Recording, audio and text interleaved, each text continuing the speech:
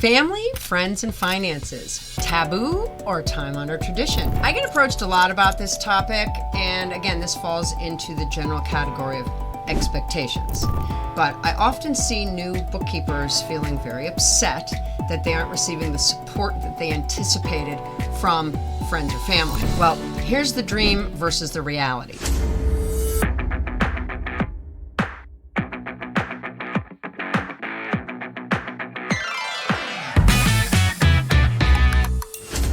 Starting a new business is so exciting, and the thrill of creating something new, chasing financial freedom, and building a legacy is electrifying.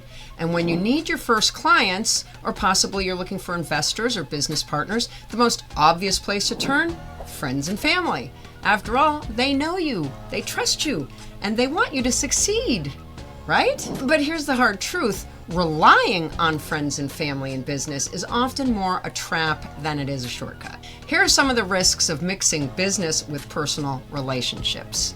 Firstly, expectations versus reality. When you bring in a family member or a close friend as a client or partner, there's often an unspoken expectation. They assume that they'll get a discount, special treatment, or even free services. You, on the other hand, expect support, loyalty, and professionalism. And when those expectations don't align, resentment builds. Have you ever had someone close to you say, "Hey, can I get the friends and family discount?" while you're trying to run a real business? Or a family member who assumes you owe them special favors? Worse, what happens when they don't pay on time or at all? Businesses run on clear agreements, not assumptions, and personal relationships often blur those lines. Number 2, emotional baggage versus business logic.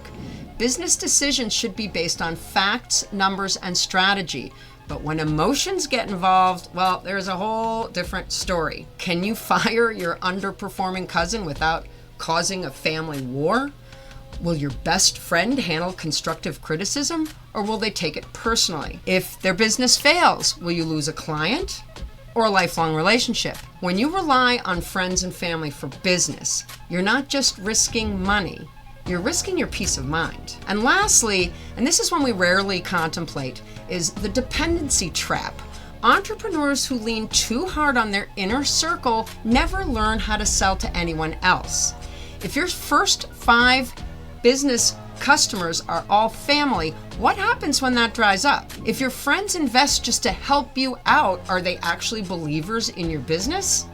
If your network is built on personal favors, how do you scale to strangers? The most successful entrepreneurs build their businesses beyond their personal circles. They refine their offers, market effectively, and win clients on merit, not on personal connections. So should you never do business with people you know? Of course not. But here's how to do it right. Firstly, set clear boundaries. Be upfront. I appreciate your support, but this is my business and I treat all clients the same. Put everything in writing.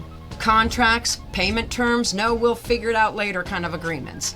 And don't rely, expand. If your business depends on friends and family, it's not a real business, it's a hobby. The bottom line, friends and family can support your business, but they shouldn't be the foundation of it. If you truly want to build something sustainable, scalable, and stress-free, step outside that comfort zone of personal connections and prove your value to the marketplace. Because in the end, a business that stands on its own 2 feet is the only business built to last. So what do you think? Have you ever had a business deal go sideways because it's friend or a family member? Have you ever been asked for special favors? Drop us a comment so we can get a comparison going. Also, be sure to watch our last episode on Great Expectations, and here's a link right here, and our next episode, Passion versus Purpose.